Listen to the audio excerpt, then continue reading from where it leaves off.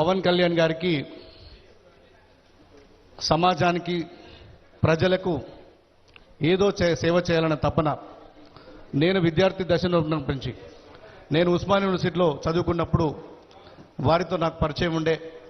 వారప్పుడు common man protection force పెట్టి సమాజానికి చాలామంది గుర్తించబడకపోయిన ప్రజలకు ఏదో సేవ చేయాలనే తలంపు వారిలో ఎప్పుడు కనబడుతుండే.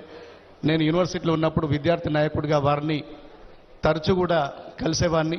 మొట్టమొదటిసారి ఈ కొండగట్టు ఆంజనేయ స్వామి వారి దర్శనానికి వచ్చినప్పుడు వారి పక్కనే ఉన్నాను. దురదృష్టవశాత్తు అప్పుడు ప్రమాదం జరిగి ఆ ఆంజనేయ స్వామి ఆశీస్సులతోటి బయటపడ్డ సందర్భంలో కూడా నేను వారి పక్కనే ఉన్నాను. ఈరోజు వారు ఆ రాష్ట్రానికి ముఖ్యమంత్రి కావడం, అదృష్టవశాత్తు ఈ చొప్పదండి నియోజకవర్గానికి నేను ఎమ్మెల్యే కావడం, మా అందరి చేతుల మీద ఈ కొండగట్టు ఆలయానికి ఇంత పెద్ద మొత్తంలో అసలు నిజంగా కనీ వెని ఎరగని రీతిలో ఇలా ఉత్తర తెలంగాణలోనే అత్యంత ఇష్టమైన దైవం, పేద ప్రజలు కొలిచేటువంటి కొంగు బంగారం కొండగట్టు దేవాలయం. శబరిమల తర్వాత అత్యంత ఆ స్థాయిలో మాలధారణ చేసి ఇక్కడ విరమణ చేస్తారు.